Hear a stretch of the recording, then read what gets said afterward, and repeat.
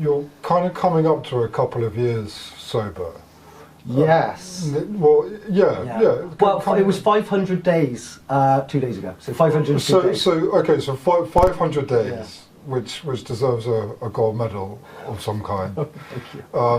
And I was going to ask, I want to ask, what is life like being sober? But I think you talk a lot about the honesty and the aspects of self-discovery.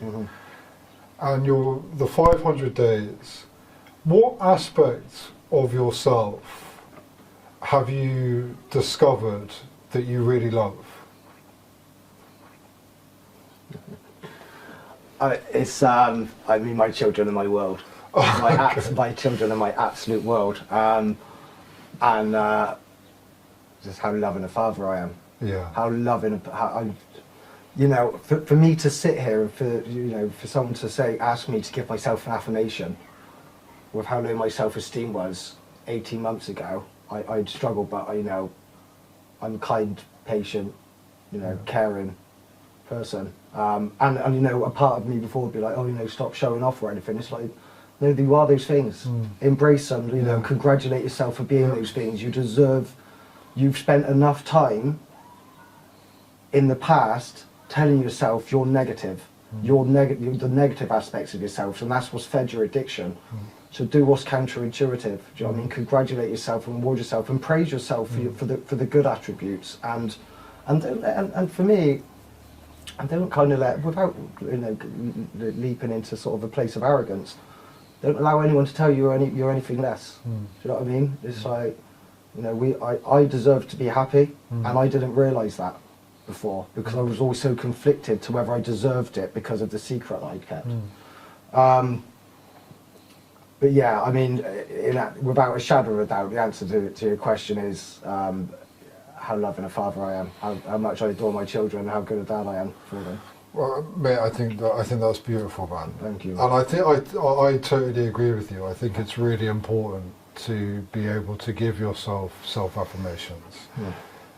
Because otherwise, what are we doing? If you can't look at yourself and find something that you're proud of about yourself, that you're happy of, that you're improving on, where's it gonna go? Yeah. So I think that's really beautiful. I think it's really powerful that you can sit here today and do that, but also do it with real kind of vindication. Real authority. Yeah. That's what it is. Yeah. That's what I've noticed. That's what I can see. But at the same time, people don't ask you that question. So having the opportunity to be asked. Do you know what I mean? Yeah. Yeah. So yes, it's nice. Unless you go through kind of a process like this and you're in these types of environments, you may not get asked that question. Or have any idea how to answer it. Yeah. Or because I'm still kind of in that place. But yeah, sometimes it's difficult. It is to find something that you're really kind of happy with yourself about and proud of yourself about. Yeah.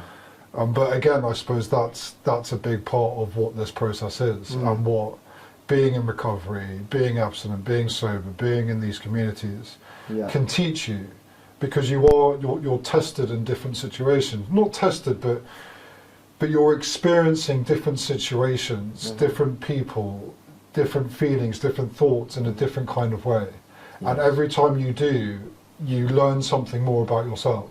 Absolutely. So for me, it's 16 months now, and all these situations that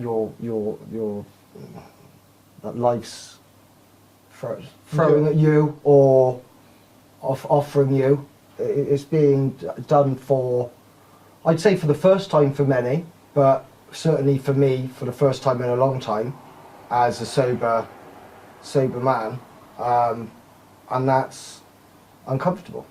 It's uncomfortable. It's just how do you learn to navigate through a situation when your manufacturer reset to get through any situation has been to pick up a drink or a drug. Yeah, escape.